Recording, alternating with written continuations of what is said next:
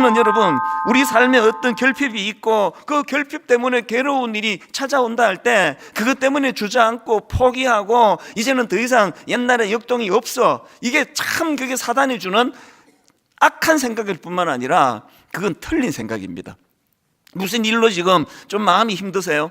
예전에 젊은 시절에 꿈꾸며 달려갔던 것들을 잃어버리고 이제는 그런 일이 내게 오지 않을 거라는 생각을 하는 분이 이 자리에 계시다면 성령님께서 그 생각이 틀렸다는 걸 오늘 깨우쳐 주시기를 원합니다. 예배를 드리는 가운데 다시 한번 꿈을 꾸면서 하나님, 내 생애에 한번 주님을 향하여 꿈꾸며 달려가는 날을 허락해 주시기 원합니다. 이렇게 사모하는 그런 예배가 되기를 바랍니다. 제가 작년 가을부터 이제 이 교회의 회복을 꿈꾸며 제2의 부흥을 갈망한다고 그렇게 선포를 하면요, 어떤 분들은 이걸 자꾸 그 숫자로 오해하시는 분이 계세요. 그 오해입니다. 설마 1만 성도 파송 운동 이전에 그 숫자로 복귀하는 걸 부흥이라고 하겠냐고요. 숫자 넣는 걸 부흥이라 하지 않습니다. 여러분, 뚱뚱해졌다고 건강해졌다고 말하지 않습니다. 제가 꿈꾸는 부흥은요, 교회의 교회다움을 회복하는 거예요. 간단합니다. 제가 꿈꾸는 부흥은 교회의 건강을 회복하는 거예요. 제가 꿈꾸는 부흥은 교회의 본질을 고민하며 그 본질을 회복하려고 애쓰는 교회, 이게 부흥하는 교회라고 생각합니다. 최근에 그 우리 교회 수요 예배에 그 청년부를 담당하는 목사님이 설교를 했는데요, 그 설교 서두에 이런 말을 하더라고요. 그 자기 부서의 청년이 이런 질문을 던지더래요. 목사님, 오늘날에도 정말 하나님이 최선의 대안입니까? 이 청년이 보기에 너무나 시대가 혼미하고 그리고 교회는 너무나 힘이 없고 무기력해 보이니까 이 청년이 그 답답한 마음으로 이렇게 질문한 것 같아요. 이렇게 혼란한 이 시대에 여전히 하나님이 대안이십니까? 정말 하나님이 최선의 대안이십니까? 저는 그 설교를 들으면서 마음에 굉장한 도전을 느꼈습니다. 오늘 우리 교회 청년들이 참 교회의 현실을 아파하면서 이런 질문을 던진다 할 때 우리 어른들이 자신 있게, 그렇다, 내가 경험하고 내가 만난 바로는 여전히 하나님이 대안이시다, 대안 맞다, 이렇게 말해주는 어른들이 모인 교회가, 그 교회가 건강한 교회 아니겠습니까? 우리가 꿈꾸는 교회가 이런 교회가 되기를 원한다는 거죠. 여러분, 건강한 교회가 되기 위해서는요, 그 구성원들인 저와 여러분이 건강해지기를 원하는데요, 건강한 크리스찬은 예수 그리스도와 관련된 두 가지를 꿈꾸는 사람이 건강한 성도예요. 첫 번째는요, 예수님의 인격을 닮아야 되겠다. 매인이 목마름이 있는 분이 건강한 신자예요. 내가 그리스도를 닮아가려고 내 목마름을 가지고 주님, 내 이 부족한 인격을 주님 교정해 주시기 원합니다. 주님의 인격을 닮으려고 애쓰는 그분이 건강한 신자고요. 또 그런가 하면은 성격만 좋아지고 인격만 좋아져서 되는 게 아니고요, 예수 그리스도가 이 어두운 시대에 행하고자 하셨던 사역이요, 주님이 행하셨던 그 사역을 우리 교회가 이어받기 원합니다. 분당 우리 교회는 주님이 행하셨던 그 사역을 계승받기를 원합니다. 이런 꿈을 꾸는 성도들이 모인 교회가, 그 교회가 부흥하는 교회거든요. 이런 점에서 저는 오늘 본문 말씀을 굉장히 중요하게 생각하고 이 본문 말씀을 많이 묵상을 했습니다.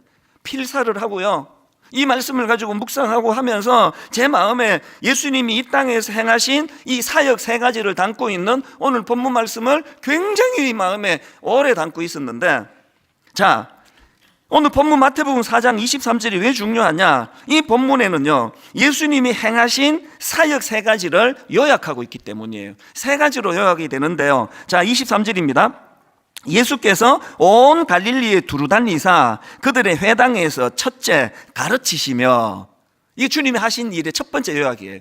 그런가 하면 두 번째로 천국 복음을 전파하시며, 세 번째로 백성 중에 모든 병과 모든 약한 것을 고치시니예요.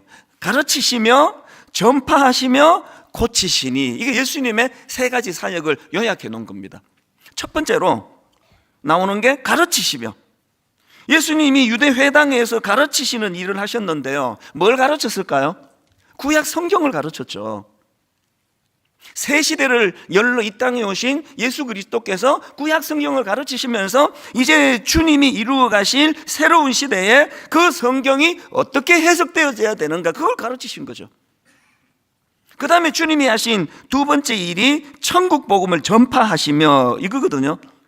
여러분이 23절에 나오는 천국 복음을 그 헬라어 원어 그대로 직역을 하면 이 천국 복음은 그 나라의 복음이에요. 그 나라의 복음을 전파하시며. 여러분, 우리는요, 몸은 이 땅에 발을 딛고 살아가지만 우리의 소속은, 우리의 가치관은 그 나라에 있습니다. 그런데 이 죄성으로 말미암아 그저 눈에 보이는 것밖에는 볼 수 없으니까, 그래서 예수님께서 그 나라의 복음을 선포하시는 겁니다. 오늘 이 본문 말씀 바로 그 다음 나오는 마태복음 5장에 산상수훈이 나오는데요, 이 산상수훈이야말로 예수님께서 가르치시며 천국 복음을 전파하시는 그 내용이 산상수훈입니다. 이번 주간에요, 마태복음 5장부터 7장까지 나오는 산상수훈을 한번 묵상해 보세요. 전도가 뭡니까? 그저 눈에 보이는 세상 끝에만 몰두하는 사람들에게 예수 그리스도가 가르쳐 주신 그 나라를 소개하는 게 그게 전도 아닙니까? 근데 그걸 말로만 전하는 게 아니라 교회 안에 공동체에서 삶을 통하여 우리가 살아내는 거예요. 그래서 이제 전도 받아오면은 저 같은 사람을 통해서 귀로 말씀으로도 듣지만 여러분을 보면서 이상하게 생각하는 거죠. 이 사람들 뭐지? 아니 무슨 용수가 이렇게 강같이 흐르지? 아니 어떻게 이렇게까지 헌신하지? 서로서로 사랑하는 모습이 도대체 나는 이게 적응이 안 된다. 그게 전도예요. 이게 잘 안 이루어지면 그 교회는 굉장히 가라앉은 교회죠. 이번 주간에 시작되는 다락방에서 여러분들이 보여줘야 되는 게 그겁니다. 니 잘났네 내 잘났네 하는 게 다락방이 아니고요, 그 산상수훈을 포함하여 예수님이 가르쳐 주신 그 나라의 삶의 질서를 따라 살아가는 것. 그래서 다락방이 제대로 굴러가면은요, 그 안에 그 놀라운 용서와 사랑과 섬김과 헌신, 그래서 정말 그 안에 놀라운 일들이 많이 일어나거든요. 그리고 마지막 세 번째로 나오는 게 고치신입니다. 사실 이거는요, 좀 어떻게 보면 좀 생뚱맞습니다. 오늘 본문 바로 앞에 마태복음 4장 17절에 보면은 이때부터 예수께서 비로소 전파하여 이르시되 회개하라 천국이 가까이 왔느니라 하시더라. 이제 공생애를 시작하신 예수님이 이런 목적을 가지고 지금 가르치시는 거, 또 그 나라의 복음을 전파하시는 거는 당연히 이루어지는 일인데요, 아니 어떻게 모든 병과 약한 것을 고쳐주시는 일은, 이건 좀 다른 이야기잖아요. 그리고 뭐 그때나 지금이나 사람들은 전부 그냥 눈에 보이는 이런 것밖에는 못 보기 때문에 어떤 현상에만 더 주목하지 않습니까? 예수님 당시도 마찬가지예요. 예수님이 많은 병자들을 고쳐주시니까요, 그 놀라운 천국 복음이 선포되고 주님이 말씀 가르치시는 데는 관심이 별로 없고 전부 병 고치는 데만 집중해가지고 부작용이 24절에서 일어납니다. 그 다음 24절 보십시오. 그의 소문, 예수님입니다. 그의 소문이 온 수리아에 퍼진지라 사람들이 모든 앓는 자 곧 각종 병에 걸려서 고통하는 자, 고통당하는 자, 귀신 들린 자, 간질하는 자, 중풍병자들을 데려오니. 아니 지금 예수님은 가르쳐야 되는데, 아니 예수님은 지금 천국 복음을 선포해야 되는데 막 병자들만 막 계속 데리고 오는 거 아닙니까? 제가 이 병 고치는 은사가 없는 게 얼마나 다행인지 몰라요. 조용히 말씀 듣는 거잖아요. 저 사람은 병은 못 고쳐. 그래가지고 말씀이나 들어야 돼. 그래서 이렇게 말씀을 잘 전하는 거 아닙니까? 여기 지금 막 휠체어 타고 막 덜끝에 실려가지고 막 여기도 올라오고 막 설교하는데 일로 와가지고 막 병 고쳐달라고 그러고 이런 일이 22년 동안 한 번도 없었습니다. 할렐루야. 그 예수님은 지금 이 말씀을 가르쳐야 되고 천국 복음을 선포해야 되는데 막 온 동네 병자들 지금 다 몰려와가지고 제가 좀 흥분을 했습니다. 이 말씀이 잘 안 전해질 정도예요. 예수는 왜 이러셨냐고요.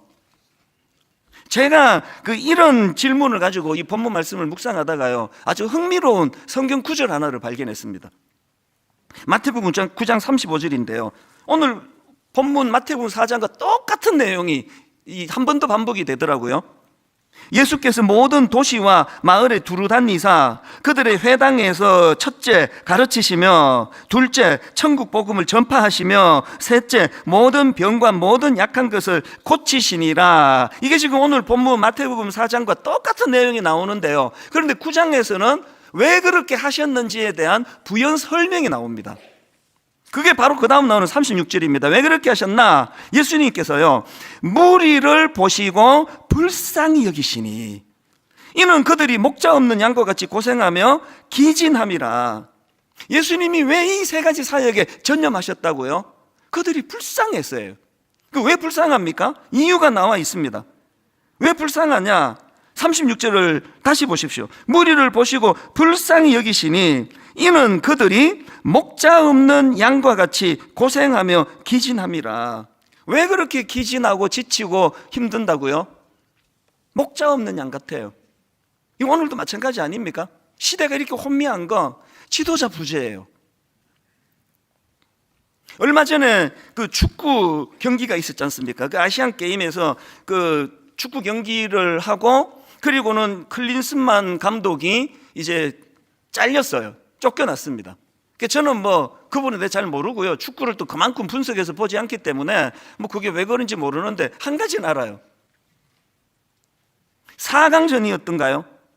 우리보다 한 수 아래라고 생각했던 요르단에게 패하고 나니까 그 선수들이 얼마나 충격이 컸겠냐고. 그래서 저는 그 새벽이라 가지고 그 축구를 직접 안 봤는데 들리는 얘기를 보니까요, 선수들이 너무 실망해가지고 막 어떤 선수는 울면서 나갔대요. 그런데 지도자라는 사람이, 감독이 웃으면서 멀뚱멀뚱 그걸 쳐다봤대요. 제가 그거를 보니까 이 본문 생각이 나는 거죠. 공감하지 못하는 지도자.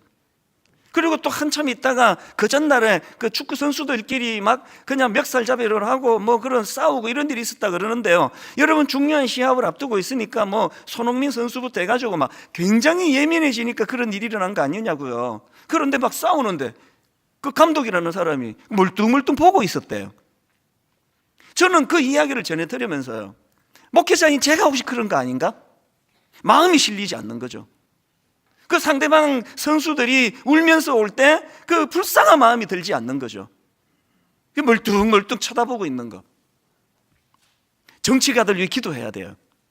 그렇게 국회의원 되려고 저렇게 많은 사람이 매달리는지 모르겠는데요, 여러분, 정말 우리 국회의원들 중에 정말 우리 국민들을 긍휼한 마음으로 그렇게 온 마음을 다 쏟는 그런 지도자들이 많이 나오기를 바랍니다. 교회도 마찬가지예요. 제가 뭐 그냥 이 시간에 여러분 제가 설교해야 되잖아요. 그래서 그냥 주석 보고 뭐 베끼고 여기저기 참고하고 그래가지고 기승전결 막 그럴듯하게 설교하고 그렇게 하고 뭐 내 할 일 다 했다 이렇게 하는 목사라면요, 거기서 능력이 나타나지 않아요.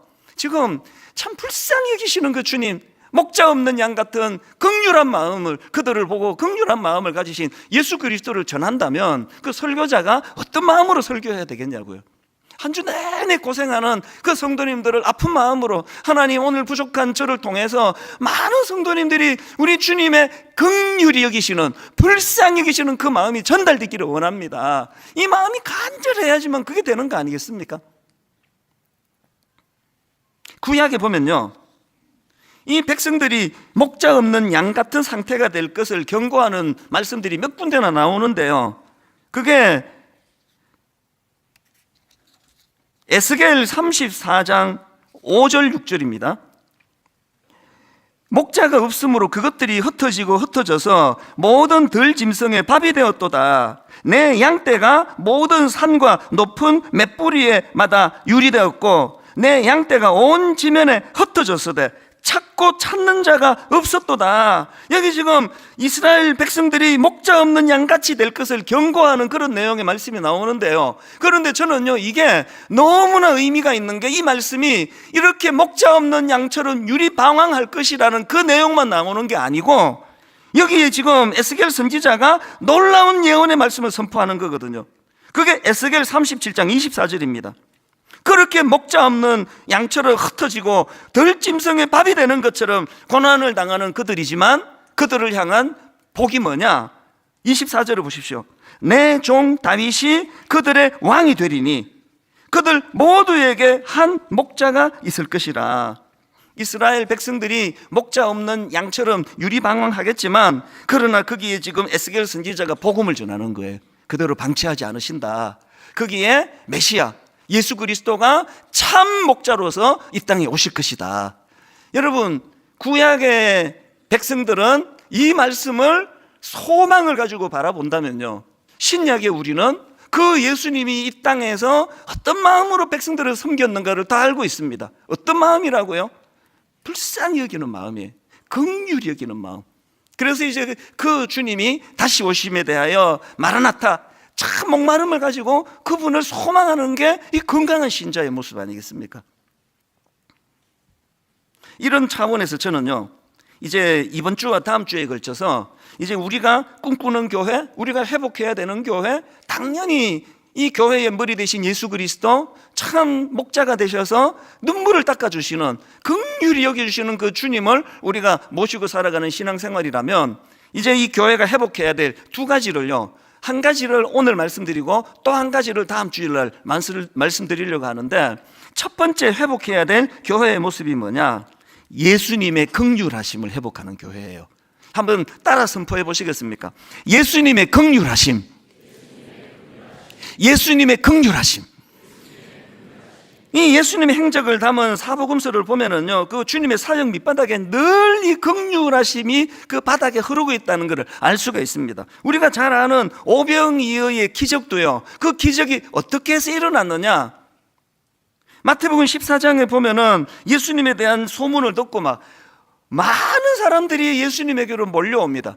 남자 장정만 한 5,000명 모였으니까요, 여성하고 아이들까지 합치면 10,000명이 넘는 사람들이 모여든 거예요. 그들에게 예수님이 가르치시고 천국 복음, 그 나라의 복음을 전파하시는 게 주님의 역할인데, 사실 밥 먹이는 것까지는 예수님 책임이 아니잖아요. 그래서 이제 그 과정에서 제자들이 이런 말을 합니다. 마태복음 14장 15절인데 세 번역입니다.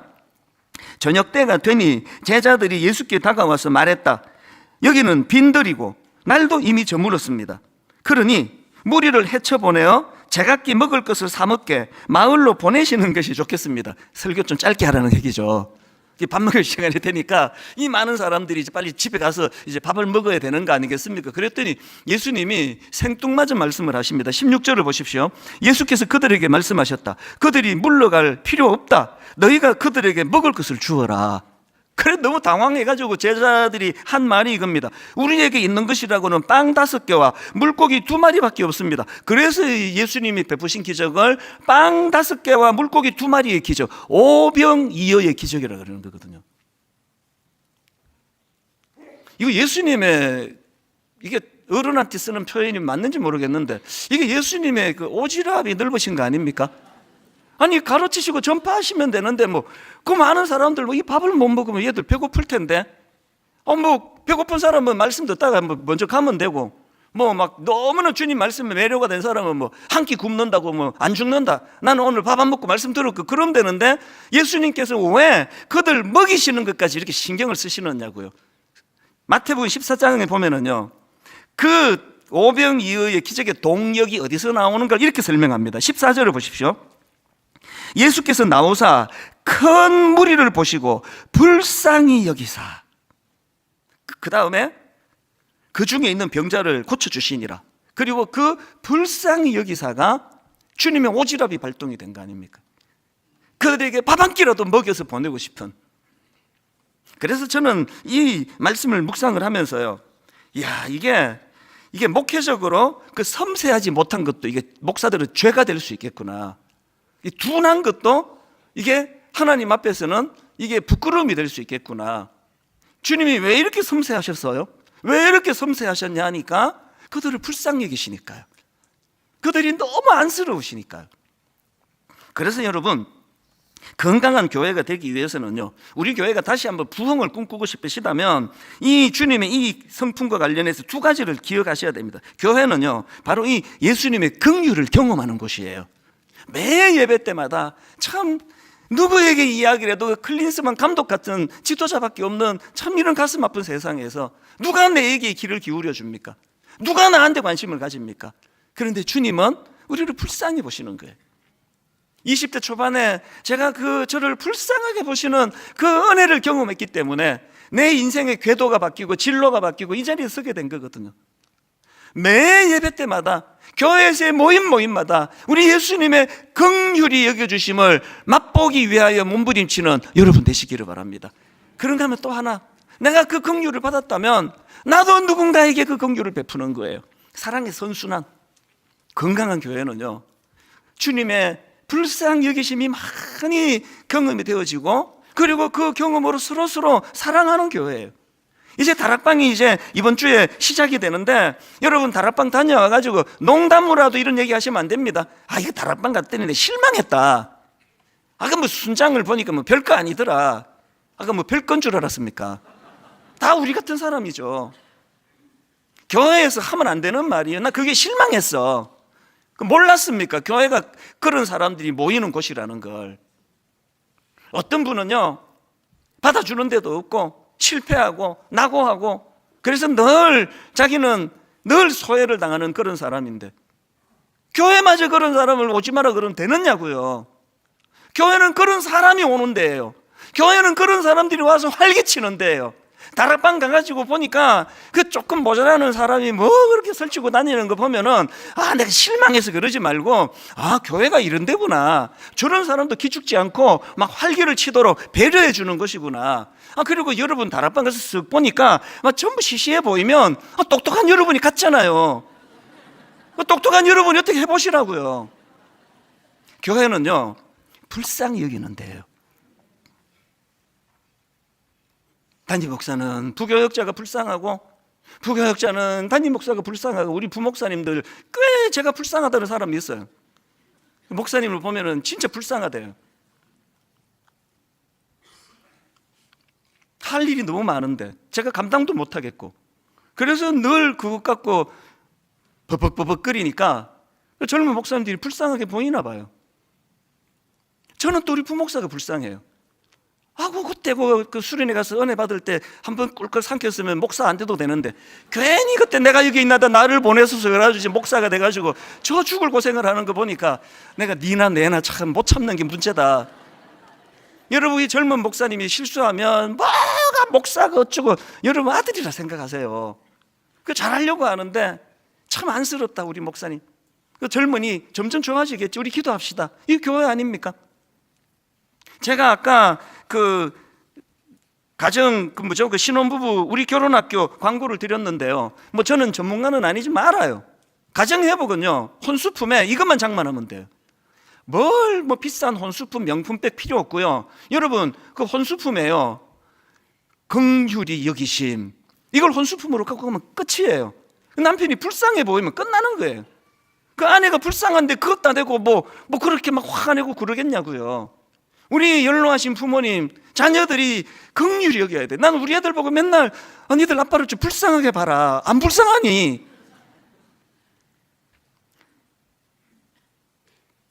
연로에 가시는 부모님을 보면서요, 우리가 어릴 때 저렇게 담력 있게 우리를 키우신 부모님이 점점 힘이 빠져가시는 거, 그 불쌍히 봐야 돼요. 부모가 자식을. 지난 3월 1일에 순장 수련회 공휴일날 고맙게 거의 대부분의 순장님들이 오셔가지고 축제 같은 시간을 보냈는데요, 제가 첫 번째 설교 서론을 이렇게 시작했습니다. 지금 개강을 앞두고 있으니까 많은 순장님들이 불안해하고, 또 오래 순장하신 분들은 지금 지쳐 계시고, 그래서 신임 순장님들은 막 불안해서 잠이 안 온다, 그런 이야기를 제가 듣는데, 사랑하는 순장님들 제 얘기 좀 들어보세요. 내가 우리 순장님들의 불안과 두려움을 없애드리기 위하여 내 시 한 편을 읽어드리겠습니다. 그리고는요, 정현종 시인의 방문객이라는 시를 제가 읽어드렸습니다. 여러분에게도 제가 읽어드릴게요. 사람이 온다는 건 실은 어마어마한 일이다. 그는 그의 과거와 현재와 그리고 그의 미래와 함께 오기 때문이다. 한 사람의 일생이 오기 때문이다. 부서지기 쉬운, 그래서 부서지기도 했을 마음이 오는 것이다. 그 갈피를 아마 바람은 더듬어 볼 수 있을 마음. 내 마음이 그런 바람을 흉내낸다면 필경, 환대가 될 것이다. 뭐 어떤 일 하는 게 순장이라고요? 부서지기 쉬운, 그래서 부서지기도 해서 그 상한 마음을 가지고 순원들이 찾아올 때 바람처럼 그걸 용납해주고 그거를 이해해주고, 그래서 필경, 환대해주는 거예요. 저희 교회에서요, 목사님을 만나 대화하다 보면은 그 분당 우리 교회에 유명한 이런 분이 계시다면서요. 나 처음 들어요, 그분을. 뭐 유명한 연예인이 이 교회 다니는데 다 그런데요. 그럼 제가 그 목사님께 물어요. 그 연예인이 우리 교회 다닌대요? 제가 왜 모를까요? 왜 유명한, 사회에 이름 되면 아는 유명한 분이 우리 교회 다니는 거 내가 왜 모르고 있을까요? 안 찾았으니까요. 그리고 유명한 사람만 찾아가지고 내 특별 관리하고 그분들과 만나서 맨날 식사하고 안 그랬으니까요. 교회는 그런 곳이 아니니까요. 교회는 그런 유명한 사람이고 무명한 사람이고 이런 걸 구분짓지 않는 곳이니까요. 저는 우리 교회의 장로님 어느 대학 나왔는지 10명에 1명, 2명 알까요? 우연히 이야기하다가 튀어나와서 아는 거 말고는 우리 교회 장로님들 어느 대학 나왔는지 무슨 과 진짜 모릅니다. 그걸 내가 왜 알아야 되느냐고요. 무슨 대학 나온 그게 교회에 필요하냐고요. 가장 긍휼한 거죠. 나도 불쌍하고 저분도 불쌍하고 긍휼한 마음으로 오늘의 말씀을 저는 이렇게 맺기를 원합니다. 우리 여러분 한번 꿈꾸시자고요. 베드로전서 4장 7절 8절입니다. 만물의 마지막이 가까이 왔으니 그러므로 너희는 정신을 차리고 건신하여 기도하라. 무엇보다도 뜨겁게 서로 사랑할지니. 어느 정도 뜨겁게 사랑합니까? 사랑은 허다한 죄를 덮느니라. 다락방이 오픈이 되고 교회에 역동이 일어나고 이제 저희가 일만수도 파송 운동 이전보다도 더 하나님의 긍휼하심을 구하면서, 그래서 예배를 드리고 나면 참 나 같은 죄인도 용서받을 수 없는 나 같은 것도 회복이 가능한 거구나, 그 감격을 가지고 나도 누군가를 용서하고 용납하고 사랑하면서 이 사랑의 선순환이 흘러넘치는 교회가 되기를 주님 이름으로 축원합니다.